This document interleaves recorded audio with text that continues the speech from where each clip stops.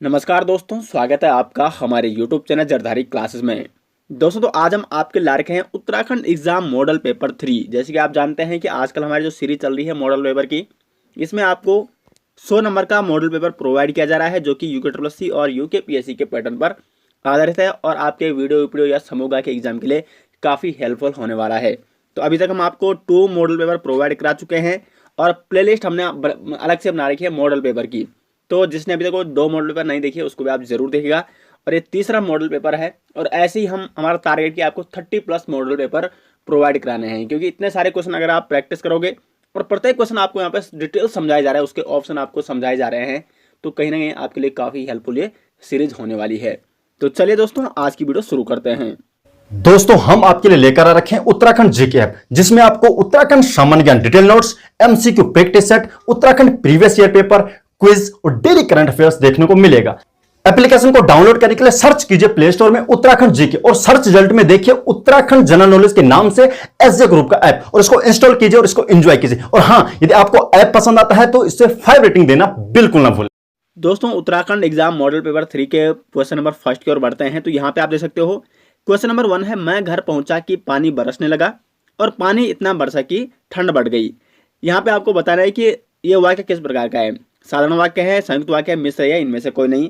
तो देखो, आपको वाक्य वाला टॉपिक करा रखा है, तो यहाँ पे आप समझाते हैं आपको कि यहाँ पे 2 संयोजक शब्द आ रखे हैं, एक तो की आ रखा है और एक और आ रखा है। तो जहाँ पे की का प्रयोग होता है वहाँ पे मिश्र वाक्य होता है और जहाँ पे और का प्रयोग होता है वहाँ पे संयुक्त वाक्य होता है। लेकिन अगर मिश्र वाक्य 2 मिश्र वाक्य दे रखे हैं और बीच में संयोजक शब्द आ गया, और जो किसका संयोजक शब्द है वो है आपका संयुक्त वाक्य का, तो इसलिए वहां पे क्या होगा, हमेशा संयुक्त वाक्य ही होगा। क्योंकि अगर वो सिर्फ इतना पूछता, मैं घर पहुंचा कि पानी बरसने लगा, तब ये एक मिश्र वाक्य था। लेकिन इसने पूरा पूछ दिया, मैं घर पहुंचा कि पानी बरसने लगा और पानी इतना बरसा कि ठंड बढ़ गई। तो यहाँ पे क्या हो गया, ये 2 वाक्य मिल गए यहाँ पे, और जब 2 वाक्य मिलते हैं तो तब पूरा क्या बनता है, एक संयुक्त वाक्य बनता है। और वैसे भी इसमें क्या है, एक से अधिक जिसमें उद्देश्य हो और विधेय हो, तो वहां पे क्या होता है, हमेशा संयुक्त वाक्य होता है। मैं और पानी यहाँ पे क्या है, उद्देश्य है। और मैं के बारे में जो बताया जा रहा है घर पहुंचा, और पानी के बारे में क्या बताया जा रहा है, बरसने लगा, तो वो क्या है, विधेय है। तो जहाँ पे एक से अधिक उद्देश्य और विधेय आए वहां पे क्या होता है, संयुक्त वाक्य होता है। तो विशेषकर आप देख सकते हो यहाँ पे और आ रखा है और ये 2 वाक्य क्या हो रहे हैं, संयुक्त हो रहे हैं, तो यहाँ पे क्या होगा, संयुक्त वाक्य होगा। तो बी ऑप्शन यहाँ पे क्वेश्चन नंबर 1 का राइट आंसर हो जाएगा। क्वेश्चन नंबर 2 है यहाँ पे, तरनी तनुजा तटतमाल तरवर छाये में कौन सा अलंकार है।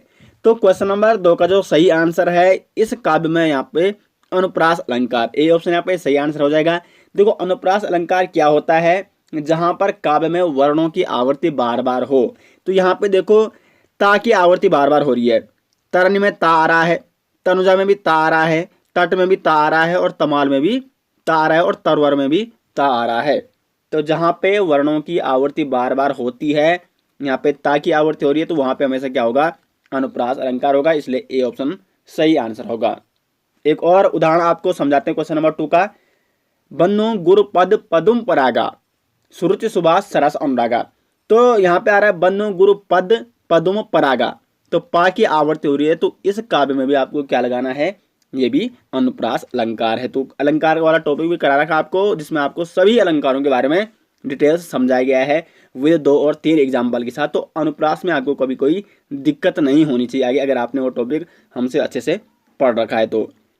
क्वेश्चन नंबर 3 है यहाँ पे, उपयुक्त उत्तर दीजिए, उद्धव का लेना न माधव का देना। तो आपको ये बताना है कि इसका मतलब क्या है यहाँ पे। तो ऑप्शन आप देख सकते हो यहाँ पे, और इसका जो सही आंसर है क्वेश्चन नंबर 3 का, बी ऑप्शन, सब झमेलों से अलग रहना या अपने काम से काम रखना।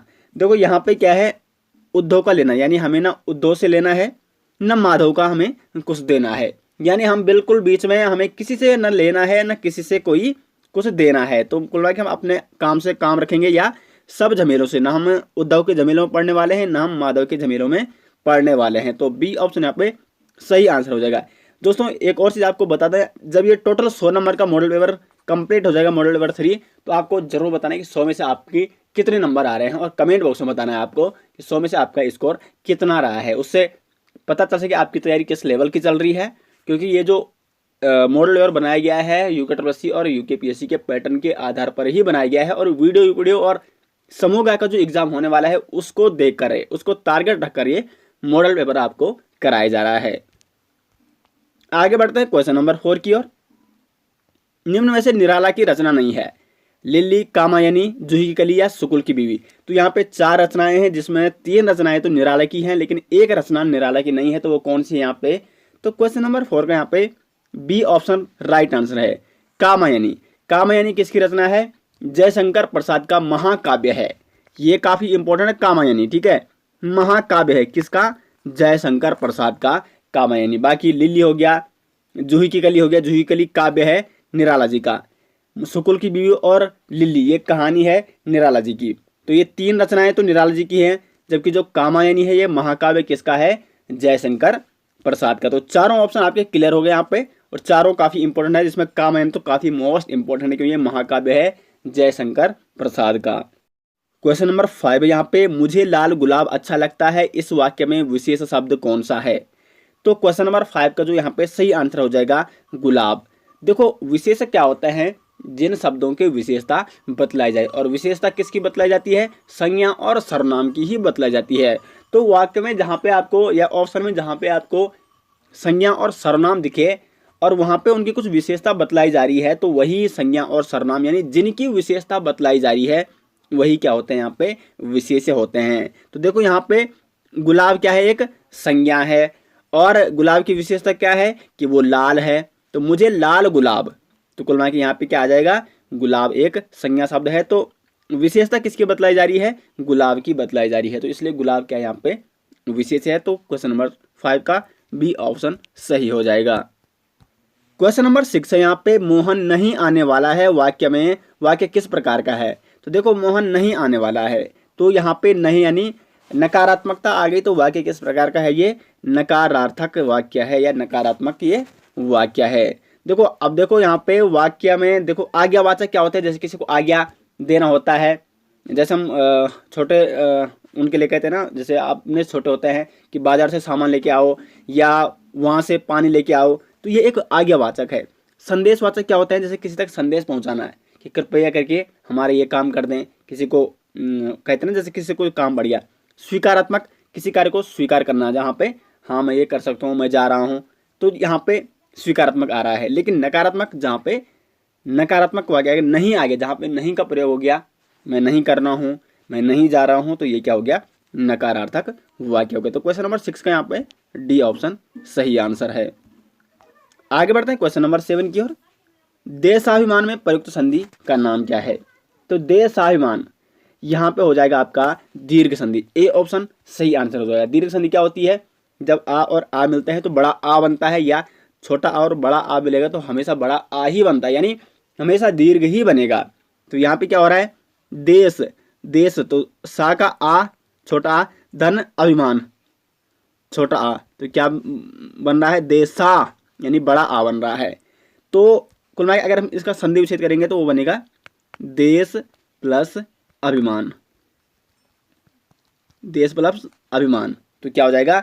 देशाभिमान हो जाएगा, और इसमें क्या हो जाएगी? आपकी दीर्घ संधि हो जाएगी। तो 7वां का यहाँ पे ए ऑप्शन सही आंसर है। क्वेश्चन नंबर 8 यहाँ पे, अर्ध सरकारी पत्र के बारे में कौन सा कथन गलत है? तो यहाँ पे 4 ऑप्शन दे रखे हैं, इनमें से 3 ऑप्शन तो अर्ध सरकारी पत्र के बारे में सही है, लेकिन एक ऑप्शन गलत है। अब वो ऑप्शन कौन सा गलत है वो आपको बताना है। तो ऑप्शन ए यहाँ पे, इनमें पाने वाले को पद नाम से संबोधित किया जाता है। बी ऑप्शन है, ऊपर संस्था या कार्यालय के नाम, स्थान आदि का उल्लेख होता है। सी ऑप्शन यहाँ पे, यथा स्थान, दिनांक और क्रमांक का उल्लेख होता है। और डी ऑप्शन है, ऊपर बाईं और प्रेषक का नाम और पदनाम लिखा जाता है। तो क्वेश्चन नंबर 8 का जो सही आंसर है, जो कि अर्ध सरकारी पत्र के बारे में सही नहीं है, वो है यहाँ पे ए ऑप्शन। इसमें पाने वाले को पदनाम से संबोधित किया जाता है।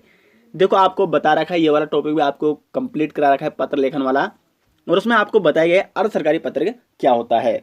तो अर्ध सरकारी पत्र क्या होता है? जिसको हम कार्यालय में तो प्रयोग करते हैं, लेकिन किसके लिए प्रयोग करते हैं? जो हमारे मतलब हमारे बराबर के जो अधिकारी हैं। मित्रता के भाव इसमें देखने को मिलता है, आत्मीयता का भाव और वैयक्तिकता का प्रदर्शन इसमें देखने को मिलता है। तो जहाँ पे मित्रता का भाव आ रहा है, माना हम किस अपने बराबरी के अधिकारी को लिख रहे हैं, तो देखो यहाँ पे सीधी सी बात है मित्रता, तो जहाँ पे मित्रता का भाव आ रहा है, तो मित्रता में क्या हो रहा है, अपनी बराबरी वाले को जब हम लिख रहे हैं तो आदर सत्कार हम किसको करते हैं, आदरणीय किसको लिखते हैं हम, या उसका पदनाम, उसको इज्जत देने के लिए उसका पदनाम किसके लिए लिखते हैं, जो हमसे बड़े अधिकारी हैं। लेकिन जो हमारे बराबरी हैं उसको हम कैसे संबोधित करते हैं, प्रिया, क्या लिखते हैं हम, प्रिया। और आगे अब ऐसे थोड़ी है कोई कि प्रिया सचिव महोदय, अगर कोई हमसे बड़ा अधिकारी है तो उसको तो ऐसे लिखेंगे आदरणीय सचिव महोदय। लेकिन अगर अर्ध सरकारी पत्र में क्या प्रयोग होता है, प्रिय संबोधन में प्रयोग होता है, और उसके बाद सीधे उसका क्या होगा, प्रिय, उसका सीधे नाम हम लिख सकते हैं यहाँ पे, क्योंकि वो हमारे बराबर के अधिकारी, हम मित्रता के भाव से उसको लिख रहे हैं। तो कुल मिला के इसमें पाने वाले को यानी जिसको लिख रहे हैं उसको पदनाम से संबोधित किया जाता है, ये बिल्कुल गलत है, बल्कि उसको सीधे मित्रता के भाव से लिखा जाता है। अब देखो बी ऑप्शन यहाँ पे ये बिल्कुल सही है अर्ध सरकारी पत्र के बारे में, ऊपर संस्था या कार्यालय के नाम, स्थान आदि का उल्लेख होता है। और सी ऑप्शन में बिल्कुल सही है, दिनांक और क्रमांक का उल्लेख तो हो गई होगा। और डी ऑप्शन क्या है, ऊपर बाईं ओर प्रेषक का नाम और पदनाम लिखा जाता है, यानी जो भेजने वाला है उसका नाम और पदनाम तो ऊपर लिखा जाता है, और कहाँ लिखा जाता है, बाईं ओर। आपको फॉर्मेट बना के दिया था मैंने अर्ध सरकारी पत्र का। तो क्वेश्चन नंबर 8 का यहाँ पे ए ऑप्शन सही आंसर हो जाएगा। क्वेश्चन नंबर 9 है यहाँ पे, ब्रिजबुली नाम से जानी जाती है। तो ब्रिजबुली नाम से किसको जाना जाता है यहाँ पे, तो 9 का जो राइट आंसर है वो है ऑप्शन डी, पुरानी बांग्ला को जाना जाता है ब्रिजबुली। देखो ब्रिजबुली कौन सी भाषा है, ब्रिजबुली एक काव्य भाषा है, और इसका प्रयोग होता है जो उत्तर भारत के पूर्वी प्रदेश हैं, पूर्वी राज्य हैं, जैसे आपका बंगाल हो गया, असम हो गया और उड़ीसा हो गया। तो बांग्ला भाषा, असमी और उड़िया, ये तीनों भाषाएं, इनको क्या कहा जाता है, ब्रिजबुली नाम से जाना जाता है। तो यहाँ पे बांग्ला का नाम आ रखा तो सही आंसर, अगर असमी का नाम भी आता या उड़िया का नाम भी आता तो वो भी सही आंसर होते। तो बांग्ला, असमी, उड़िया, ये क्या है, आपकी ब्रिजबुली नाम से जानी जाती है। क्वेश्चन नंबर 10 है यहाँ पे, कौन सा पर्यायवाची यमुना का नहीं है। तो 10वां का जो राइट आंसर है यहाँ पे वो है यहाँ पे सुरसरी, बी ऑप्शन यहाँ पे सही आंसर हो जाएगा। सुरसरी ये आपका क्या है, किसका पर्यायवाची, ये गंगा का पर्यायवाची है, न कि यमुना का। बाकी जो अर्कसुता हो गया, रविसुता, कालिंदी, ये सभी यमुना के पर्यायवाची है। देखो यमुना को कहा जाता है सूर्यपुत्री, क्या कहा जाता है, सूर्य की पुत्री कहा जाता है यमुना को। तो यमुना के पर्यायवाची क्या हो गया, सूर्यसुता, सुता का मतलब क्या होता है, पुत्री। सूर्यजा यानी जो सूर्य से जन्मी है, सूर्यजनया जिसको सूर्य ने जन्मा है, रवि तनया, रवि किसको कहा जाता है, सूर्य को, और रवि की पुत्री रवि तनया। अर्कजा हो गया, अर्कसुता हो गया, अर्क देते हैं ना हम सूर्य को, तो अर्कसुता यानी सूर्य को हम अर्क दे रहे हैं, जब जल नहीं चढ़ाते हैं, तो सूर्य की पुत्री अर्कसुता हो गई, रविसुता और कालिंदी। और यम की इसको बहन कहा जाता है, तो इसलिए यम भागिनी भी किसका पर्यायवाची नाम है, यमुना का नाम। तो सिर्फ अगर आप इतना ध्यान रखते हैं कि सूर्य की पुत्री और यम की बहन है अगर यमुना, तो बहुत सारे पर्यायवाची नाम आपको आसानी से यहाँ पे याद हो जाएंगे। अब यहाँ पे गंगा का आ रखा है, क्योंकि गंगा का पर्यायवाची क्या है, सुरसरी है। तो गंगा के कुछ अन्य पर्यायवाची जैसे देव नदी, क्योंकि सबसे पवित्र माना जाता है, तो देवों की नदी देव नदी। देवपगा विष्णु भगवान के पग से आती है, तो देवपगा। जाह्नवी हो गया, विष्णुपदी हो गया, त्रिपथगा हो गया, और सुरसरिता, ये सभी किसके नाम है, गंगा के। तो गंगा यमुना के काफ़ी सारे पर्यायवाची नाम हम यहाँ पे डिस्कस कर चुके हैं। दोस्तों मेरा उद्देश्य ये रहता है कि आपको सभी ऑप्शन के बारे में डिटेल समझाया जाए यहाँ पे, ताकि यहाँ पे आपको बहुत सारा नॉलेज प्राप्त हो सके, और सभी ऑप्शन जब यहाँ पे आपको समझ में आ सके तो कहीं ना कहीं आपके एक क्वेश्चन के साथ 4 या 5 क्वेश्चन कवर हो जाते हैं। और आपको बता दें कि जो ये प्रैक्टिस सेट है ये आपको कहाँ मिल जाएंगे, हमारे ऐप में मिल जाएंगे। जो अभी तक हो चुके हैं 3 मॉडल पेपर, वो तो आपको मिलेंगे, प्लस वहाँ पे 12 एक्स्ट्रा मॉडल पेपर वहाँ पे दिए गए हैं। तो 3 मॉडल पेपर जो अभी तक हो चुके हैं वो तो आपको मिलेंगे, और प्लस 12 मॉडल पेपर भी आपके लिए वहाँ पे ऐप में प्रोवाइड कर दिए गए हैं एडवांस में। तो आप सभी प्रैक्टिस सेट जरूर करें, मतलब जब एग्जाम नज़दीक आने वाला है तो आपको क्या करना है, आपको एक ट्रिक बता देता हूँ। शाम को 2 घंटे निकाल के, 2 घंटे आपने निकाले हैं। OMR शीट आप प्रिंट ले सकते हो, मार्केट से लेके आओ OMR शीट, और आपको बैठना है 2 घंटे। 2 घंटे में आप 100 नंबर का क्वेश्चन कर पा रहे हो या नहीं कर पा रहे हो, और कितना स्कोर आप ला पा रहे हो और नहीं ला पा रहे हो। तो 2 घंटे आपको प्रत्येक शाम को क्या करना है, प्रैक्टिस सेट करना है। तो 12 मॉडल पेपर आपको यहाँ पे प्रोवाइड किए जा रहे हैं ऐप में, या आपको डायरेक्ट लिंक दे दिया जाएगा इस वीडियो के डिस्क्रिप्शन में, वहाँ से आप उन 12 मॉडल पेपर को भी डाउनलोड कर सकते हैं। या हमारा जो ऐप है प्ले स्टोर में आप सर्च कर सकते हो, उत्तराखंड जी के सबसे ऊपर आ जाएगा, उत्तराखंड जनरल नॉलेज के नाम से एसजे ग्रुप का ये ऐप है और इसमें ई बुक के सेक्शन में आपको ये 12 मॉडल पेपर प्रोवाइड किए जा रहे हैं और हमारा टारगेट है कि आपको 30+ मॉडल पेपर तो प्रोवाइड कराने ही कराने हैं। तो ज़रूर आप प्रैक्टिस जरूर करें, शाम को 2 घंटे एक मॉडल पेपर आपको सॉल्व करना ही करना है। आगे बढ़ते हैं क्वेश्चन नंबर 11 की ओर। क्वेश्चन नंबर 11 क्या कहते हैं यहाँ पे, परमात्मा ही समग्र ब्रह्मांड का रचयिता है, वाक्य में रेखांकित शब्द की शुद्ध वर्तनी क्या है। तो आपने रचयिता की यहाँ पे क्या बतानी है, शुद्ध वर्तनी बतानी है। तो क्वेश्चन नंबर 11 का जो राइट आंसर है वो है रचयिता, ए ऑप्शन यहाँ पे सही आंसर हो जाएगा क्वेश्चन नंबर 11 का। देखो हम कैसे लिखते हैं, रचयिता लिखते हैं, ठीक है, ये शुद्ध है। बाकी रचयिता, रचयिता या राचयिता, रचयिता ये सब गलत हैं। ए ऑप्शन यहाँ पे सही आंसर है। क्वेश्चन नंबर 12 यहाँ पे ठाकुर का स्त्रीलिंग क्या है। तो ठाकुर का स्त्रीलिंग यहाँ पे जो सही स्त्रीलिंग है वो है ठाकुरायन। काफ़ी मोस्ट इंपोर्टेंट, कई बार एग्जाम में पूछा जाता है। तो ठाकुर का स्त्रीलिंग क्या हो जाएगा यहाँ पे, ठकुराइन हो जाएगा। क्वेश्चन नंबर 13 है यहाँ पे, चरण कमल बन्नो हर्राई में कौन सा अलंकार है। तो देखो यहाँ पे चरण कमल बन्नो हर्राई, इसमें अलंकार है 13 का। यहाँ पे जो सही आंसर है रूपक अलंकार। अब देखो रूपक अलंकार कैसे, इसमें रूपक अलंकार क्या होता है, जहां पर उपमेय और उपमान में कोई भेद ना हो। अब आपको अलंकार में समझा रखा है कि उपमेय और उपमान क्या होता है। उपमेय क्या होता है, जिसकी क्या की जा रही है, तुलना की जा रही है। और उपमान क्या होता है, जिससे तुलना की जा रही है। जैसे यहाँ पे बताया गया है चरण कमल बन्नो हर्राई, तो तुलना किसकी की जा रही है, चरण की जा रही है। तो चरण यहाँ पे उपमेय है और किससे की जा रही है, कमल से की जा रही है। तो कमल यहाँ पे क्या है, उपमान है, यानी जिससे तुलना की जाए। तो देखो यहाँ पे क्या है, ये आप क्या दे सकते हो, चरण कमल बन्नो हर्राई, यानी जो चरण है हर्राई के यानी श्री कृष्ण के, वो कमल की तरह हैं। तो जहाँ पे उपमेय और उपमान में कोई भेद ना हो, क्योंकि चरण क्या है, कमल है। यहाँ पे सीधे वाक्य क्या है, चरण कमल बन्नो हर्राई, यानी जो चरण है वो कमल है, यानी चरण ही क्या है यहाँ पे, कमल है। यानी जो श्री कृष्ण है, सूरदास कहते हैं यहाँ पे कि श्री कृष्ण के जो चरण है वो क्या है, कमल की तरह है, यानी कमल हैं। तो यहाँ पे कोई भेद नहीं है, चरण ही क्या है यहाँ पे, कमल है, इसलिए उपमेय और उपमान में कोई भेद नहीं है यहाँ पे, इसलिए क्या हो जाता है, रूपक अलंकार हो जाता है। कुल मिला के रूप की यहाँ पे व्याख्यान कर रहे हैं सूरदास कि प्रभु श्री कृष्ण के जो चरण हैं वो क्या है, कमल की तरह हैं। तो यहाँ पे क्या हो जाएगा, सी ऑप्शन हो जाएगा क्वेश्चन नंबर 13 का। एक और उदाहरण बताते हैं आपको रूपक अलंकार का, राधा का मुख चंद्र सा, यानी जो मुख है वो चंद्र है या मुख चंद्र सा है। तो जहाँ पे मुख यानी उपमेय और चंद्र यानी उपमान में कोई भेद ना हो, क्योंकि मुख क्या है यहाँ पे, चंद्र है, वहाँ पे क्या होता है, रूपक अलंकार होता है। तो उसी प्रकार यहाँ पे चरण कमल, जो चरण है वो कैसे हैं, कमल हैं। तो यहाँ पे उपमेय और उपमान में कोई भेद नहीं हो रहा, तो यहाँ पे रूपक अलंकार हो जाएगा। यानी जिसकी विशेषता की जा रही है और जिससे उसकी तुलना की जा रही है, यानी जिसकी तुलना की जा रही है और जिससे तुलना की जा रही है, यदि वो एक ही दिखाई दें, यानी वो एक ही लगे, तो वहां पे क्या होगा, रूपक अलंकार हो जाए। कुल मिला के रूप की यहाँ पे क्या हो रही है, तुलना की जा रही है। आगे बढ़ते हैं क्वेश्चन नंबर 14 की ओर।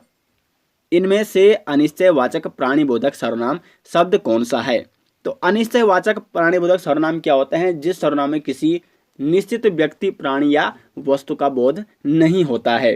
तो देखो 4 ऑप्शन देखो, यह, तो यहाँ से किसी निश्चित व्यक्ति का पता चल रहा है, यानी यह कुल मिला के हमारे साथ है कोई, जैसे बोल रहा है यह आ रहा है, उसी का वह, इससे भी किसी निश्चितता का पता चल रहा है, यानी कोई ना कोई व्यक्ति वहां पे है। क्या, ये तो प्रश्नवाचक है। और देखो कोई व्यक्ति आ रहा है, हमें पता नहीं है, कुल मिला के हमें उसकी निश्चितता का पता नहीं कि कोई वो कौन सा है, वो लड़का है, लड़की है, या कितने हैं वो, कोई पुरुष आ रहा है, कौन पुरुष आ रहा है, किसी को कुछ पता नहीं है। कुल मिला के वो क्या है, अनिश्चित। यहाँ पे क्या हो जाएगा, अनिश्चित प्राणी बोधक, यानी अनिश्चित प्राणी को वो क्या कर रहा है, बोध कर रहा है। तो जहाँ पे अनिश्चितता का बोध हो वहां पे क्या होगा, अनिश्चयवाचक प्राणीबोधक सर्वनाम हो जाएगा। तो 14 का यहाँ पे सी ऑप्शन सही आंसर हो जाएगा। क्वेश्चन नंबर 15 है यहाँ पे, शैलेश मटियानी को उनकी किस रचना के लिए फणीश्वर नाथ रेणु पुरस्कार से सम्मानित किया गया था। तो मुठभेड़ के लिए शैलेश मटियानी को फणीश्वर नाथ रेणु पुरस्कार से सम्मानित किया गया था, बी ऑप्शन यहाँ पे सही आंसर हो जाएगा। और ये फणीश्वर नाथ जो रेणु पुरस्कार है, इनको 1983 में मुठभेड़ के लिए सम्मानित किया गया था, और बिहार सरकार ने इनको फणीश्वर नाथ रेणु पुरस्कार से सम्मानित किया 1983 में। उसके बाद महाभोज के लिए, महाभोज भी इनका एक प्रसिद्ध रचना है महाभोज, उसके लिए यूपी सरकार ने इनको प्रेमचंद पुरस्कार से सम्मानित किया। और 2009 में उत्तराखंड सरकार ने क्या किया, शैलेश मटियानी पुरस्कार की घोषणा की। और शैलेश मटियानी पुरस्कार किस क्षेत्र में दिया जाता है, शिक्षा के क्षेत्र में। शिक्षकों के उत्कृष्ट योगदान के लिए शैलेश मटियानी पुरस्कार दिया जाता है, जिसकी शुरुआत हुई थी 2009 में। तो काफ़ी इंपॉर्टेंट पॉइंट है, ये भी आपको जरूर नोट करना है। आगे बढ़ते हैं क्वेश्चन नंबर 16 की ओर। क्वेश्चन नंबर 16 यहाँ पे, निम्न वाक्य में रेखांकित शब्द विशेषण है, उसका भेद चुनिए। देखो रेखांकित कौन है, कुछ से, तो कुछ का भेद आपको बताना है कि ये किस प्रकार का सर्वनाम है। कुछ बच्चे कक्षा में शोर मचा रहे हैं, तो देखो कुछ का मतलब क्या पता चल रहा है, हमें निश्चित पता नहीं है कि कुछ वो कितने हैं, वो 4 बच्चे हैं, वो 10 बच्चे हैं, या वो 15 बच्चे हैं। तो कुल मिला के यहाँ पे क्या है, अनिश्चितता है। लेकिन अनिश्चितता भी कैसी है, वो संख्यावाचक है। कुल मिला के हम संख्या में बताएंगे ना, अगर हम गिनेंगे उनको तो हम संख्या में गिनेंगे उनको, तो अनिश्चित संख्यावाचक। हमें पता नहीं है कि कितने बच्चे शोर कर रहे हैं, 10 बच्चे शोर कर रहे हैं, 15 बच्चे शोर कर रहे हैं, या 20 बच्चे शोर कर रहे हैं। कुल मिला के हमें जो संख्या ज्ञात होनी चाहिए वो हमें ज्ञात नहीं है। तो डी ऑप्शन यहाँ पे सही आंसर हो जाएगा। सर्वनाम की अनिश्चित संख्या का यहाँ पे बोध हो रहा है, तो अनिश्चित संख्यावाचक विशेषण हो जाएगा यहाँ पे कुछ में। तो 16 का यहाँ पे डी ऑप्शन सही आंसर है। क्वेश्चन नंबर 17 यहाँ पे, निम्न दिए गए विकल्पों में से महाप्राण व्यंजन है। तो देखो महाप्राण व्यंजन क्या होते हैं, प्रत्येक वर्ग का दूसरा और चौथा जो व्यंजन होता है वो क्या होता है, आपका महाप्राण होता है। तो दूसरा या चौथा इसमें कौन है, तो इसमें आपका 17 का जो राइट आंसर है जो चवर्ग है उसका छा कौन सा वर्ग है, दूसरा वर्ग है। तो दूसरा और चौथा वर्ग हमेशा क्या होता है, महाप्राण होता है, यानी जिसको बोलने में मुंह से अधिक हवा निकलती है। चा, छा, फिर जा और झा और फिर या। तो छा में और झा में क्या निकल रही है, अधिक हवा निकल रही है, तो ये महाप्राण है। और अल्प प्राण क्या होते हैं, जो प्रत्येक वर्ण का पहला, तीसरा और पांचवा वर्ण होता है वो क्या होता है, अल्प प्राण होता है। तो ये चवर का पहला है, ये चवर का तीसरा है, और ये पवर का पहला है। तो पहला, तीसरा और पांचवा हमेशा अल्प प्राण होगा, जबकि दूसरा और चौथा हमेशा महाप्राण होगा। तो 17 का यहाँ पे सी ऑप्शन सही आंसर हो जाएगा। आगे बढ़ते हैं क्वेश्चन नंबर 18 की ओर। आंख की किरकिरी होने का अर्थ क्या है। तो देखो आंख की किरकिरी होने का मतलब है यहाँ पे 18 का जो राइट आंसर है, अप्रिय लगना। जैसे कोई अप्रिय लग गया, वो हमें पसंद नहीं है। तो कुल मिला के जैसे आंख में किरकिरी हो रही है ना, तो आंख में किरकिरी भी क्या है, पसंद नहीं होती है। तो आंख में किरकिरी लगने का मतलब क्या है, अप्रिय लगना। तो ए ऑप्शन यहाँ पे 18 का राइट आंसर हो जाएगा। क्वेश्चन नंबर 19वां यहाँ पे, निम्नलिखित में से शुद्ध वाक्य क्या है। देखो यहाँ पे शुद्ध वाक्य में आपको बड़ी प्रॉब्लम होती है, तो देखो इस क्वेश्चन को मैं बड़ी अच्छी तरीके से आपको समझाने वाला हूँ। ए ऑप्शन यहाँ पे आपको ये बताना है शुद्ध वाक्य कौन सा है, ठीक है। ए ऑप्शन क्या है, मैं अनेकों विद्वानों से मिला हूँ। देखो अनेकों, क्योंकि अनेक क्या होता है, खुद एक बहुवचन है। अनेक का मतलब एक से अधिक है, तो अनेक खुद एक बहुवचन है। और अगर बहुवचन को फिर और अधिक बहुवचन में आप बदल नहीं सकते, यानी अनेकों या अनेक कोई फर्क नहीं पड़ने वाला, इसलिए अनेकों नहीं आता है। शुद्ध वर्तनी में क्या आता है, हमेशा अनेक ही आता है। तो इसका बी ऑप्शन सही आंसर हो जाएगा, मैं अनेक विद्वानों से मिला हूँ। बाकी बहुत सारे और कई, ये भी शुद्ध वर्तनी नहीं है। अनेकों अगर आपको कुल मिला के एक से अधिक है ना, तो वहाँ पे क्या कर सकते हैं आप, अनेक विद्वान से मिला हूँ, यही आपको सही करना है। तो बी ऑप्शन यहाँ पे सही आंसर हो जाएगा क्वेश्चन नंबर 19 का। और क्वेश्चन नंबर 20 क्या है, तो प्राचीन का विलोम शब्द है। तो प्राचीन का विलोम शब्द क्या होता है, नवीन होता है। प्राचीन मतलब जो पुराना हो चुका है, नवीन बिल्कुल जो नया है। तो बी ऑप्शन यहाँ पे सही आंसर हो जाएगा क्वेश्चन नंबर 20 का। तो यहाँ पे हिंदी के टोटल जो 20 क्वेश्चन इसी प्रकार से पूछ जाते हैं, और हिंदी के सिलेबस के अनुसार अलग अलग टॉपिकों से यहाँ पे क्वेश्चन आपके लिए डाले गए थे। तो 20 क्वेश्चन हिंदी के कंप्लीट हो चुके हैं। अब बढ़ते हैं यहाँ पे, अब उत्तराखंड के क्वेश्चन आते हैं। क्वेश्चन नंबर 21 है यहाँ पे, आसन बैराज बिहार का संबंध है, हाथी से, तेंदुआ से, काला भालू से या चिड़िया से। तो क्वेश्चन नंबर 21 का जो राइट आंसर है ऑप्शन डी, चिड़िया से संबंध है आसन बैराज। अब देखो आसन बैराज जो कि उत्तराखंड के देहरादून में स्थित है, 1967 में इसकी स्थापना की गई। और एक मोस्ट इंपॉर्टेंट पॉइंट ये है, करंट अफेयर्स की दृष्टि से यहाँ पे आ सकता है करंट अफेयर्स में क्वेश्चन, कि उत्तराखंड का पहला रामसर स्थल किसको घोषित किया गया है। तो आसन बैराज बना है उत्तराखंड का पहला रामसर स्थल। देखो रामसर स्थल या रामसर साइट क्या होती है, उसमें जो प्रसिद्ध आर्द्र भूमि होते हैं, आर्द्र भूमि स्थल होते हैं, उसको जगह दी जाती है रामसर साइट या रामसर स्थल में। तो उत्तराखंड का पहला रामसर स्थल या आर्द्र भूमि जिसको रामसर स्थल या रामसर साइट में जगह मिली है, वो कौन सी है, आसन बैराज है। और आसन बैराज कौन सी नदी के तट पर है, यमुना नदी के तट पर। और यहाँ पे 2 नदियों का संगम होता है आसन बैराज के निकट में, यमुना का और आसन नदी का संगम। तो ये सारी चीज़ें आपको नोट करनी है, जो कि एग्जाम की दृष्टि से काफ़ी इंपॉर्टेंट है। आगे बढ़ते हैं क्वेश्चन नंबर 22 की ओर। प्रसिद्ध पुस्तक ब्रिटिश कुमाऊं गढ़वाल के लेखक हैं। तो ब्रिटिश कुमाऊं गढ़वाल के लेखक है यहाँ पे डॉक्टर R.S. टोरिया, यानी डी ऑप्शन सही आंसर हो जाएगा क्वेश्चन नंबर 22 का। Doctor R.S. टोरिया की कुछ अन्य बुकें हैं, जैसे नैन सिंह रावत और जोहार का इतिहास, साथ साथ यहाँ पे पटवारी घाट एवं चाय, ये भी इनकी एक प्रसिद्ध रचना है, और उत्तराखंड 15 ईयर्स ऑफ डेवलपमेंट। तो यहाँ पे ये कुछ प्रसिद्ध रचनाएं हैं डॉक्टर R.S. टोले की। आगे बढ़ते हैं क्वेश्चन नंबर 23। यहाँ पे उत्तराखंड में ईस्ट इंडिया कंपनी का आगमन कब हुआ। तो उत्तराखंड में ईस्ट इंडिया कंपनी का आगमन कब हुआ? 1814 में। डी ऑप्शन यहाँ पे सही आंसर है। इससे पहले उत्तराखंड में यहाँ पे गोरखा शासन हुआ करता था, और उसके बाद लगभग अक्टूबर 1814 में दून घाटी पहुंची ब्रिटिश सेना मेजर जिलेस्पी के नेतृत्व में। किसके नेतृत्व में? मेजर जिलेस्पी के नेतृत्व में दून घाटी अक्टूबर 1814 में पहुंची थी ब्रिटिश सेना। और यहाँ पे दून में नाला पानी स्थान तो आप सभी को पता होगा, जो देहरादून में रहते हैं या देहरादून के बारे में, नाला पानी स्थान के बारे में लगभग सभी को जानकारी होनी चाहिए। तो नाला पानी युद्ध हुआ था ब्रिटिश सेना और गोरखा सेना के बीच 1814 में, और इसमें जो मेजर जिलेस्पी है, जो नेतृत्व कर रहे थे ब्रिटिश सेना का, वो उसमें मार जाता है। और उसके बाद 1814 में तो गढ़वाल को कब्जा कर लेते हैं ब्रिटिश सेना, और उसके बाद 1815 में कुमाऊं पर भी कब्जा कर लेते हैं। तो कुल मिला के उत्तराखंड में कब आगमन हुआ ब्रिटिश सेना का? 1814 में। डी ऑप्शन 23 का यहाँ पे सही आंसर है। आगे बढ़ता है 24 में। निम्न में से कौन सी परियोजना पिथौरागढ़ जनपद में नहीं है? तो 24 का यहाँ पे सी ऑप्शन राइट आंसर है। बैगुल बांध परियोजना ये आपकी पिथौरागढ़ जनपद में नहीं है, बल्कि किस जनपद में है? USN यानी उधम सिंह नगर जनपद में है बैगुल बांध परियोजना। बैगुल बांध कहाँ है? उधम सिंह नगर में है। और कौन सी नदी पर है? सुखली और बेगुल नदी पर। बाकी करमोली परियोजना ये आपकी पिथौरागढ़ जनपद में किस नदी पर है? गौरी गंगा पर है। और गरबा तवाघाट परियोजना ये आपकी काली नदी पर है पिथौरागढ़ में। और बोकांग बेलिंग परियोजना ये पूर्वी धौली गंगा में है पिथौरागढ़ में। तो 3 परियोजना A, C और D, सॉरी A, B और D, 3 परियोजना कौन कौन सी है? करमोली, गरबा तवाघाट और बोकांग बेलिंग परियोजना ये पिथौरागढ़ में है, जबकि बैगुल बांध परियोजना उधम सिंह नगर में स्थित है। क्वेश्चन नंबर 25 यहाँ पे गढ़वाल क्षेत्र का तलवार ढाल के साथ किया जाने वाला युद्ध नृत्य गीत है। तो 25 को यहाँ पे सही आंसर है ऑप्शन सी, सरो नृत्य गीत, जो कि एक युद्ध शैली का नृत्य गीत है, और ये ढोल की ताल पर किया जाता है। ढोल तलवार लेके नर्तक यहाँ पे क्या करते हैं? तलवार द्वारा ढाल लेकर, तलवार और ढाल लेकर नृत्य यहाँ पे करते हैं। और एक और पॉइंट, कुमाऊं में इसी सरो नृत्य को क्या कहा जाता है? छोलिया नृत्य कहा जाता है। तो सरो नृत्य और छोलिया नृत्य किस शैली के नृत्य हैं? युद्ध शैली के नृत्य हैं। और भोटिया जनजाति सरो नृत्य को क्या कहती है? पोणा नृत्य के नाम से भी जाना जाता है भोटिया जनजाति में सरो नृत्य को। तो सी ऑप्शन 25 का यहाँ पे राइट आंसर है। आगे बढ़ते हैं 26 में, लेकिन आपको उससे पहले बता दूं कि आपको यहाँ पे ये सारे प्रैक्टिस सेट कहाँ मिलेंगे? हमारे ऐप में, उत्तराखंड जी के ऐप में।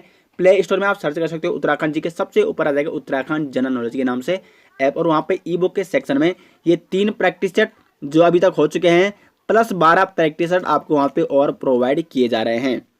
और सभी प्रैक्टिस सेट यहाँ पे 100 नंबर के हैं, जो कि UKSSC और UKPSC के पैटर्न पर आधारित हैं। तो इसी प्रकार से आपको यहाँ पे प्रत्येक हफ्ता आपको हमारी तरफ से तो एक वीकली क्या दिया जाएगा? मॉडल पेपर तो दिया ही जाएगा, साथ ही साथ आप 12 प्रैक्टिस सेट वहाँ से ले सकते हो, या इन 12 प्रैक्टिस सेट का और जो 3 वहाँ पे अब तक हो चुके हैं इनका लिंक आपको वीडियो के डिस्क्रिप्शन में दिया जाएगा इस वीडियो के। तो वहाँ से भी आप ऐप से ले सकते हो, या नीचे इस वीडियो के डिस्क्रिप्शन में वहाँ से आप उसको डाउनलोड कर सकते हैं।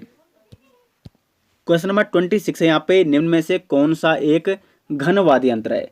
अब देखो, घन वाद्य यंत्र क्या होते हैं? जो धातु के बने होते हैं, धातु के बने होते हैं उनको कहा जाता है घन वाद्य यंत्र या धातु वाद्य यंत्र। तो 26 का जो यहाँ पे राइट आंसर है ऑप्शन ए, मंजीरा यहाँ पे क्या है? एक घन वाद्य यंत्र है। बाकी हुड़की हो गया आपका, ये आपका चर्म वाद्य यंत्र है जो चमड़े के बने होते हैं। धातिमा भी आपका चर्म वाद्य यंत्र के अंतर्गत आता है। और सारंगी, सारंगी आपका तार या तांत वाद्य यंत्र के अंतर्गत आता है।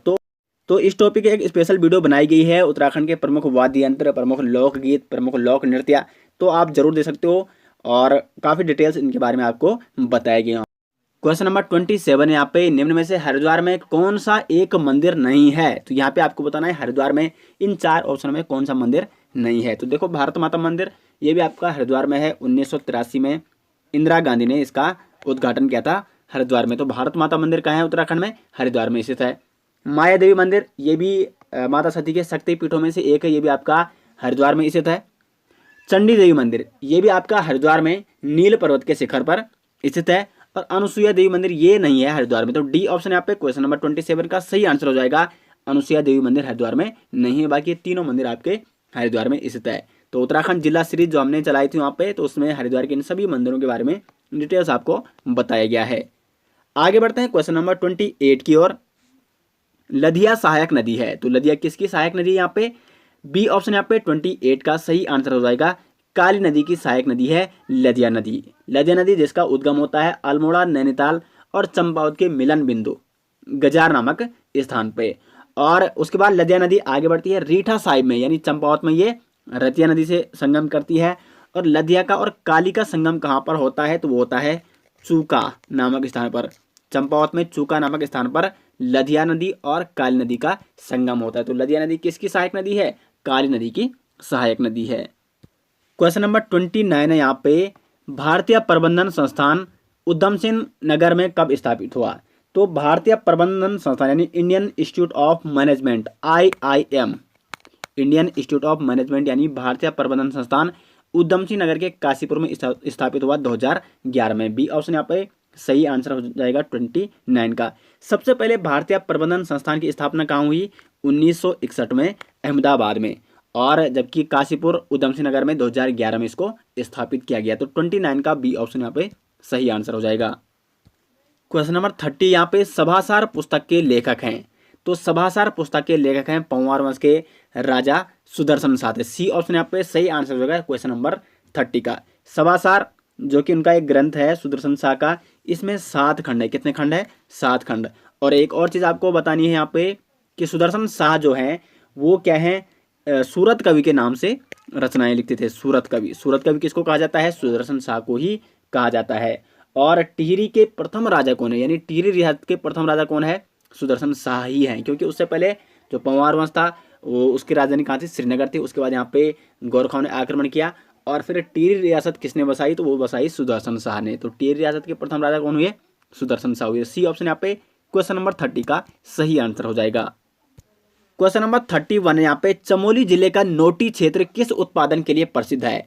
तो जो चमोली जिले का नोटी क्षेत्र है वो यहाँ पे ऑर्गेनिक चाय उत्पादन के लिए काफी प्रसिद्ध है, चमोली का नोटी क्षेत्र। तो सी ऑप्शन सही आंसर हो जाएगा क्वेश्चन नंबर 31 का। क्वेश्चन नंबर 32 है यहाँ पे। बांज के जंगल को काटे जाने के विरोध में कौन सा आंदोलन हुआ? तो बांज के जंगल को काटे जाने के विरोध में वो यहाँ पे डोंगी पैंतोली आंदोलन। ए ऑप्शन यहाँ पे सही आंसर हो जाएगा। और इस आंदोलन की शुरुआत कहाँ से हुई? चमोली से हुई, डोंगी पैंतोली आंदोलन की, जिसका विशेष उद्देश्य क्या था? जो बांस के जंगल काटे जा रहे थे उस समय उनका विरोध करना। बाकी ये अन्य 3 ऑप्शन भी, ये भी प्रमुख वन आंदोलन है, जिसमें जो पानी राखो आंदोलन है इसके सूत्रधार कौन है? सच्चिदानंद भारती। और इसकी शुरुआत कहाँ से हुई? पौड़ी के उफरेकाल गांव से।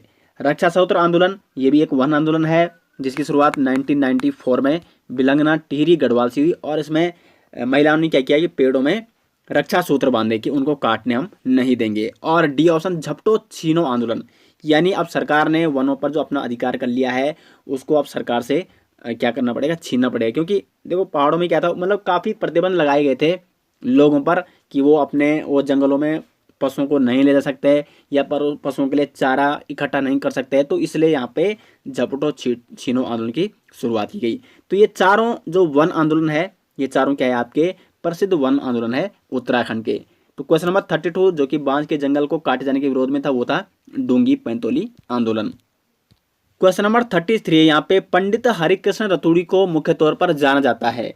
तो पंडित हरिकृष्ण रतूड़ी कौन है? ये है आपके एक लेखक। ए ऑप्शन यहाँ पे सही आंसर हो जाएगा। और इनकी एक प्रसिद्ध पुस्तक है गढ़वाल का इतिहास, जिसमें इन्होंने गढ़वाल के सभी 52 गढ़ों के बारे में बता रखा है। गढ़वाल का इतिहास नामक पुस्तक किसकी है? तो ये है पंडित हरिकृष्ण रतूड़ी की। तो ए ऑप्शन यहाँ पे 33 का सही आंसर हो जाएगा। क्वेश्चन नंबर 34 है यहाँ पे। टिहरी में अंग्रेजी शिक्षा की शुरुआत किसने की थी? तो टिहरी में अंग्रेजी शिक्षा की शुरुआत की थी यहाँ पे प्रताप शाह ने। सी ऑप्शन यहाँ पे सही आंसर है। प्रताप शाह जिन्होंने 1883 में टिहरी में एक अंग्रेजी स्कूल की स्थापना की थी और ये उस समय 8th क्लास तक खोला गया था। तो यहाँ से शुरुआत हुई थी अंग्रेजी शिक्षा की टिहरी में, जिसका श्रेय किसको जाता है? प्रताप शाह को जाता है। प्रताप शाह जो कि काफ़ी लोकप्रिय शासक भी माने जाते हैं और इन्होंने टिहरी में बहुत सारे ऐसे कार्य किए जिससे इनकी लोकप्रियता सिद्ध भी होती है। तो देखो, अंग्रेजी शिक्षा की शुरुआत भी की इन्होंने। उसके बाद इन्होंने 1883 में एक अस्पताल की स्थापना की थी टिहरी में, जो कि टिहरी में प्रथम अस्पताल था 1883 में। साथ साथ इन्होंने प्रताप नगर की स्थापना भी की थी 1877 में। ये क्वेश्चन भी कई बार पूछा जाता है एग्जाम में। प्रताप नगर की स्थापना 1877 में किसने की? प्रताप शाह ने की।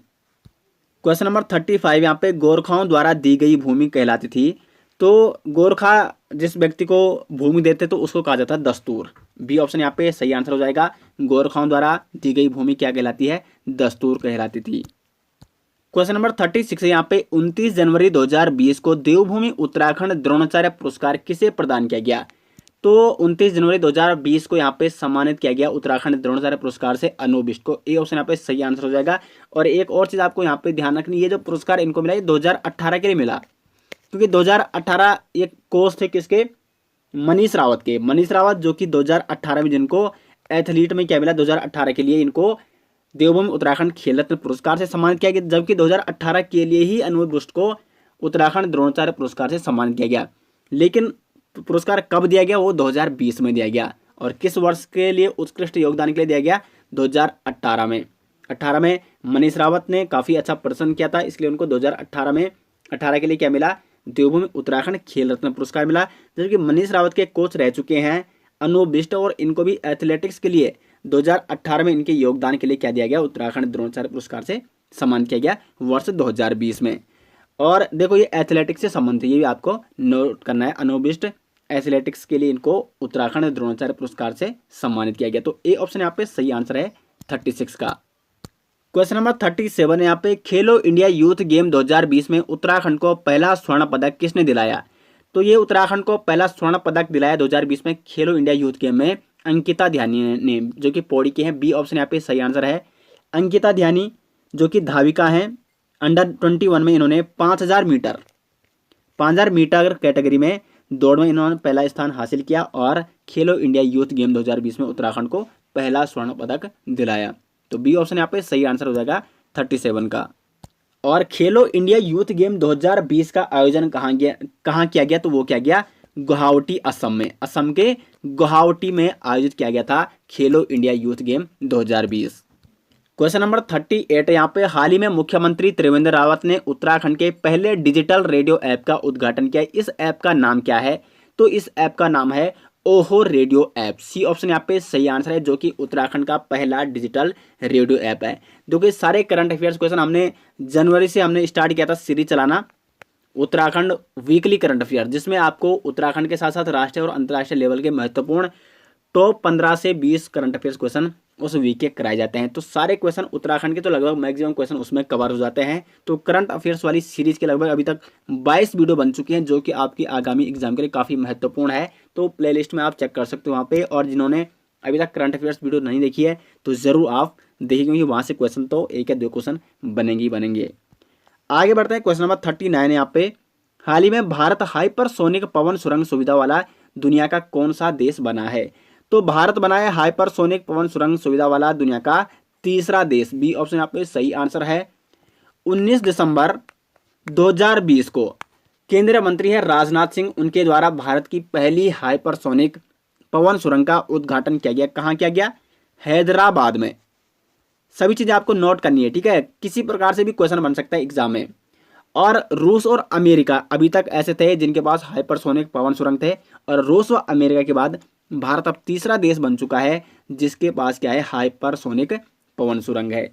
तो 39 का यहाँ पे बी ऑप्शन सही आंसर हो जाएगा। तीसरा देश है भारत। क्वेश्चन नंबर 40 यहाँ पे किसने वर्ष 2020 का बुकर पुरस्कार जीता है? तो डगलस स्टुअर्ट। डी ऑप्शन यहाँ पे सही आंसर हो जाएगा। डगलस स्टुअर्ट ने जीता है 2020 का बुकर पुरस्कार। और इनको ये बुकर पुरस्कार उनके एक उपन्यास है सग्गी बेन। सग्गी बेन के लिए इनको सग्गी बेन इनका एक उपन्यास है, और सग्गी बेन उपन्यास के लिए इनको 2020 का बुकर पुरस्कार से सम्मानित किया गया। और ये डगलस स्टुअर्ट कहाँ के हैं? स्कॉटलैंड के हैं। अब देखो यहाँ पे हाल ही में करंट अफेयर्स वाली वीडियो मैंने आपको बताया था वर्ष 2021 के लिए किसको यहाँ पे बुकर पुरस्कार से सम्मानित किया गया? डेविड डियोप को। किसको? डेविड डियोप को। और उनके उपन्यास at night all blood is black, at night all blood is black उपन्यास के लिए डेविड डियोड को 2021 बुकर पुरस्कार से सम्मानित किया गया। और ये डेविड डियोड कहाँ के हैं? फ्रांस के। और ये पहले फ्रांसीसी व्यक्ति बने हैं जिनको बुकर पुरस्कार से सम्मानित किया गया। तो 2020 का भी आपको नोट करना है और 2021 का भी जो हाल ही में यहाँ पे बुकर पुरस्कार दिया गया वो भी आपको नोट करना है। क्वेश्चन नंबर 41 है यहाँ पे, कंट्रोल व शिफ्ट किस प्रकार की कुंजियां हैं? फंक्शन, एडजस्टमेंट, मॉडिफायर या अल्फा न्यूमेरिक? तो जो कंट्रोल और शिफ्ट है वो है मॉडिफायर कुंजी। अब देखो मॉडिफायर कुंजी होती क्या है आखिरकार? मॉडिफायर कुंजी वह कुंजी होती है जिनका अपना कुछ विशेष कार्य नहीं होता है, लेकिन अगर हम उसको किसी अन्य के साथ प्रयोग करते हैं तो वह उस के को, यानी जिस के साथ उसको प्रयोग कर रहे हैं उसका फंक्शन वो चेंज कर देती है। जैसे कंट्रोल और शिफ्ट, कंप्यूटर तो आपने छेड़ा होगा। कंट्रोल के साथ अगर आप सी दबाते हैं, देखो कंट्रोल का अपना कुछ विशेष कार्य नहीं होता, लेकिन कंट्रोल के साथ अगर आप सी दबाते हैं तो क्या हो जाएगा?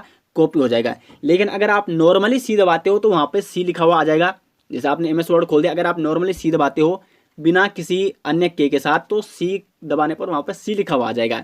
लेकिन अगर आप कंट्रोल के साथ सी दबा देते हो तो वहाँ पे उसका सी का कार्य क्या हो जाता है? जो सी के है उसका कार्य यहाँ पे चेंज हो जा रहा है और सी अब क्या कार्य कर रही है? कॉपी का कार्य कर रही है। उसी प्रकार कंट्रोल पर ए करेंगे तो कंट्रोल के साथ ए दबाने पर ए का फंक्शन चेंज हो जा रहा है। ए का अब क्या हो रहा है? वो ऑल सेलेक्ट हो जा रहा है। अगर हम शिफ्ट के साथ 2 का प्रयोग करें, देखो अगर हम सिर्फ नॉर्मली 2 का प्रयोग करते हैं तो 2 लिखा हुआ आ जाएगा, लेकिन शिफ्ट प्लस 2 का प्रयोग करने पर 2 की जगह क्या आ जाएगा? @ लिखा हुआ आ जाएगा। तो कुल मिला के कंट्रोल और शिफ्ट क्या है? एक मॉडिफायर कुंजी है जिनका प्रयोग अन्य कुंजियों के साथ करने पर ये शिफ्ट और कंट्रोल क्या कर देती है? अन्य कुंजियों के फंक्शन को ही चेंज कर देती है। तो अब आपको मॉडिफायर कुंजी में कभी कंफ्यूज नहीं होना है। शिफ्ट और कंट्रोल क्या है? शिफ्ट और कंट्रोल मॉडिफायर कुंजी है। अब देखो यहाँ पे फंक्शन कुंजी आ रखा है, तो फंक्शन कुंजी जो कि F1 F2 योग आपने देखा होगा कीबोर्ड पे, तो F1 से लेकर F12 तक होती है आपकी फंक्शन कुंजी। और ये क्वेश्चन कई बार बन चुका है कि टोटल फंक्शन कुंजियों की संख्या कितनी होती है? तो वो होती है टोटल 12। और उसके बाद अल्फा न्यूमेरिक कुंजी क्या होती है? तो जिसमें अल्फ़ाबेट्स और न्यूमेरिक दोनों होते हैं। जैसे वहाँ पे जो फंक्शन कुंजी होती है ना, उसी के जस्ट नीचे होती है अल्फा न्यूमेरिक कुंजी। वहाँ पे 1 2 3 संख्या भी होती है। और जैसे देखो 2 के साथ वहाँ पे @ भी होता है, 3 के साथ वहाँ पे हैज़ भी होता है। तो अगर आप शिफ्ट के साथ 2 दबाते हो तो @ लिखा हुआ आ जाएगा। शिफ्ट के साथ आप 3 दबाओगे तो वहाँ पे हैज़ लिखा हुआ आ जाएगा। 4 पर क्या होता है? डॉलर और रुपया होता है। तो इस प्रकार वहाँ पे अल्फा न्यूमेरिक कुंजी भी आपको समझ में आ गई होगी। मॉडिफायर कुंजी और फंक्शन कुंजी क्या होती है, सभी आपको डिटेल्स यहाँ पे बताई गई हैं। क्वेश्चन नंबर 42 है यहाँ पे, MS वर्ड 2007 में पेज सेटअप का उपयोग किया जाता है। यानी पेज सेटअप का उपयोग कैसे किया जाता है? मार्जिन सेट करने के लिए, बिल्कुल सही है, मार्जिन सेट कर सकते हैं हम 2007 में। MS जो वर्ड है 2007। कॉलम सेट करने के लिए बिल्कुल कर सकते हैं। पेज साइज सेट करने के लिए बिल्कुल कर सकते हैं। डी ऑप्शन कुल मिला के ये सभी हो जाएगा यहाँ पे। तो 42 का यहाँ पे डी ऑप्शन सही आंसर हो जाएगा। क्वेश्चन नंबर 43 यहाँ पे, शिक्षा, प्रशिक्षण एवं स्वास्थ्य पर किया गया व्यय कहलाता है। तो देखो शिक्षा, प्रशिक्षण और स्वास्थ्य पर जो व्यय किया जाता है उसको कहा जाता है मानव पूंजी। बी ऑप्शन यहाँ पे सही आंसर हो जाएगा। देखो मानव पूंजी क्या होती है? मानवीय संपत्ति, यानी ज्ञान जैसे हो गया, शिक्षा हो गया, प्रशिक्षण हो गया, स्वास्थ्य हो गया, ये सभी क्या है? मानवीय संपत्ति है। क्योंकि मानव को योग्य और कुशल बनाने के लिए क्रिया को, जो क्रियाएं मानव को योग्य और कुशल बनाती है उसी को कहा जाता है मानव पूंजी। तो शिक्षा मानव को योग्य बना रही है, प्रशिक्षण मानव को योग्य बना रही है, स्वास्थ्य, क्योंकि स्वास्थ्य तो होना ही जरूरी है आजकल, स्वास्थ्य सुविधाएं, क्योंकि अगर स्वास्थ्य सुविधाएं नहीं होगी तो मानव जीवन कैसे रहेगा? तो स्वास्थ्य भी एक क्या है? एक महत्वपूर्ण क्रिया है जो कि मानव को बचा रही है, मानव पूंजी को बचा रही है। तो ये सभी किसके अंतर्गत आ जाएंगे? मानव पूंजी में आ जाएंगे, जिससे क्या हो रहा है? मानव कुशल और योग्य बन रहा है। वो सभी क्या आती हैं? किसके अंतर्गत आती है? मानव पूंजी के अंतर्गत आती हैं। तो 43 का बी ऑप्शन यहाँ पे सही आंसर हो जाएगा। 44 है यहाँ पे, अलमटी बांध किस नदी पर है? तो अलमटी बांध यहाँ पे कृष्णा नदी पर, ए ऑप्शन सही आंसर हो जाएगा। और अलमटी बांध जो कि कौन से राज्य में, अगर ऐसा पूछा गया तो कर्नाटक में स्थित है अलमटी बांध। अब यहाँ पे कृष्णा नदी आ रखा है, तो कृष्णा नदी का उद्गम होता है महाराष्ट्र के महाबलेश्वर से, और उसके बाद ये कर्नाटक में पहुंचती है, और कर्नाटक में कृष्णा नदी पर है अलमटी बांध। आगे बढ़ते हैं क्वेश्चन नंबर 45 में, अंतर्राष्ट्रीय नाविक दिवस किस दिन मनाया जाता है? तो 25 जून को प्रत्येक साल मनाया जाता है अंतर्राष्ट्रीय नाविक दिवस के रूप में। और अंतर्राष्ट्रीय नाविक दिवस की शुरुआत कब हुई? 2010 में। और किसने शुरुआत की? तो IMO यानी अंतर्राष्ट्रीय जो समुद्री संगठन है उसने वर्ष 2020 में वर्ष 2010 में अंतर्राष्ट्रीय नाविक दिवस मनाने की घोषणा की। तब से 25 जून को प्रत्येक वर्ष अंतर्राष्ट्रीय नाविक दिवस के रूप में मनाया जाता है। आगे बढ़ते हैं क्वेश्चन नंबर 46 में। अपलेशियन पर्वत का सर्वोच्च शिखर है। तो अपलेशियन पर्वत का जो सर्वोच्च शिखर है वो है यहाँ पे माउंट मिचेल। और ये अपलेशियन पर्वत या माउंट मिचेल पर्वत कहाँ स्थित है? तो यह है आपका नॉर्थ अमेरिका में यानी उत्तरी अमेरिका में। तो अगर इस हिसाब से क्वेश्चन पूछा जाए कि अपलेशियन पर्वत कौन से देश का पर्वत या कहाँ स्थित है, तो यह है आपका उत्तरी अमेरिका में स्थित है। और अपलेशियन पर्वत का सबसे सर्वोच्च शिखर कौन है? तो वह है माउंट मिचेल। बी ऑप्शन 46 का सही आंसर हो जाएगा। आगे बढ़ते हैं क्वेश्चन नंबर 47 में। हिमालय का वह कौन सा भाग है जो करेवा के लिए प्रसिद्ध है? काफी इंपॉर्टेंट क्वेश्चन है। तो करेवा के लिए प्रसिद्ध है यहाँ पे कश्मीर हिमालय। अब देखो करेवा क्या होता है, कई लोगों को कंफ्यूज होता है इसमें। करेवा क्या होता है? जो कश्मीर घाटी में झील है, तो कश्मीर घाटी में झील का निक्षेप यानी झील में जो जमा पदार्थ है उसको कहा जाता है झील का निक्षेप। तो इसी जमा पदार्थ को कहा जाता है करेवा। और ये करेवा केसर की खेती के लिए काफ़ी हेल्पफुल होता है। यहाँ पे केसर की खेती भी की जाती है। तो केसर की खेती के लिए प्रसिद्ध है कश्मीर हिमालय और करेवा के लिए भी प्रसिद्ध है कश्मीर हिमालय। तो बी ऑप्शन 47 का यहाँ पे सही आंसर हो जाएगा। आगे बढ़ते हैं क्वेश्चन नंबर 48 में। लॉर्ड रिपन ने हंटर आयोग का गठन किस लिए किया था? तो लॉर्ड रिपन ने यहाँ पे हंटर आयोग का गठन किया था 1882 में। और किसकी अध्यक्षता में? विलियम हंटर की अध्यक्षता में। और इसका उद्देश्य क्या था? भारत में शिक्षा सुधार के लिए। तो बी ऑप्शन यहाँ पे सही आंसर है। लॉर्ड रिपन ने हंटर आयोग का गठन किया भारत में शिक्षा सुधार के लिए। आगे बढ़ते हैं क्वेश्चन नंबर 49 में। खजूरहारो के मंदिर का निर्माण किसने करवाया था? तो 49 का यहाँ पे सही आंसर है ऑप्शन डी, चंदेलों ने कराया था खजूरहारो मंदिर का निर्माण। और कब कराया था? 950 से 1050 ईस्वी के बीच में। इसका कोई क्या है एग्जैक्ट लिखित उल्लेख नहीं है कि कब कराया, कोई फिक्स सन नहीं है, ठीक है। और ये खजूरहारो मंदिर कहाँ है? तो मध्य प्रदेश के छतरपुर जिले में स्थित है खजूरहारो मंदिर। और खजूरहारो मंदिर को यूनेस्को ने विश्व विरासत स्थल कब घोषित किया? 1986 में। तो ये भी काफ़ी इंपॉर्टेंट फैक्ट जो आपको जरूर नोट करना है।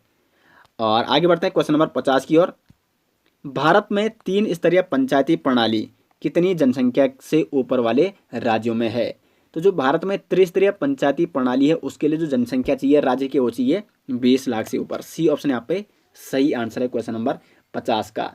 तो दोस्तों आज ये जो मॉडल पेपर 3 था इसका पार्ट 1, जैसे कि आपको पता है कि हम जो मॉडल पेपर यहाँ पे सोल्व कराते हैं 2 पार्ट में सोल्व कराते हैं। 50 क्वेश्चन एक दिन और 50 क्वेश्चन अगले दिन, क्योंकि नहीं तो ये 2 या 2.5 घंटे की वीडियो बनेगी और 2-2.5 घंटे तक लगातार वीडियो बनाना थोड़ा पॉसिबल नहीं है। तो 50 क्वेश्चन आज हमने ला रखे आपके लिए और नेक्स्ट जो 50 क्वेश्चन होंगे वो पार्ट 2 में आपको सोल्व कराए जाएंगे। तो आपको ये वीडियो कैसी लगी? और काफ़ी देखो प्रत्येक क्वेश्चन यहाँ पे मैं डिटेल्स आपको समझाता हूँ ताकि आपको अधिक से अधिक नॉलेज प्राप्त हो सके। और समझाने में ये होता है कि अगर आपने समझ लिया तो वो क्वेश्चन आपको हमेशा के लिए याद हो जाता है। तो मॉडल पेपर 3 का पार्ट 1 आपको कैसा लगा जरूर कमेंट बॉक्स में बताएं। और मॉडल पेपर वाली सीरीज आपको कैसी लग रही है जरूर अपनी राय दें। और साथ ही साथ ये मॉडल पेपर आपको जो अब तक हो चुके हैं 3 model paper plus 12 extra model paper आपको कहाँ मिल जाएंगे? हमारे उत्तराखंड जीके ऐप में मिल जाएंगे, या आपको उन सभी 12 मॉडल पेपर का लिंक मैं इस वीडियो के डिस्क्रिप्शन में दे दूंगा, तो वहाँ से भी आप ले सकते हो। और ऐप में कहाँ मिलेगा आपको? ई बुक के सेक्शन में। प्ले स्टोर में जिनके पास ऐप नहीं है प्ले स्टोर में सर्च कीजिए उत्तराखंड जीके, सबसे ऊपर जाएगा उत्तराखंड जनरल नॉलेज के नाम से एसजे ग्रुप का ऐप, उसको डाउनलोड कीजिए और ई बुक के सेक्शन में आपको ये सभी model paper plus 12 model paper वहाँ पे आपको प्रोवाइड किए जा रहे हैं। और आपको प्रैक्टिस जरूर करनी है, तभी आपके एग्जाम में आपको पता चल सकेगा किस टाइप के क्वेश्चन बन रहे हैं और आपका मनोबल बढ़ पाएगा। दोस्तों तो आपको वीडियो कैसी लगी जरूर कमेंट बॉक्स में बताएं, और वीडियो अच्छी लगी तो वीडियो को लाइक और शेयर अधिक से अधिक जरूर करें। मिलते हैं दोस्तों इसके सेकंड पार्ट के साथ, तब तक के लिए धन्यवाद।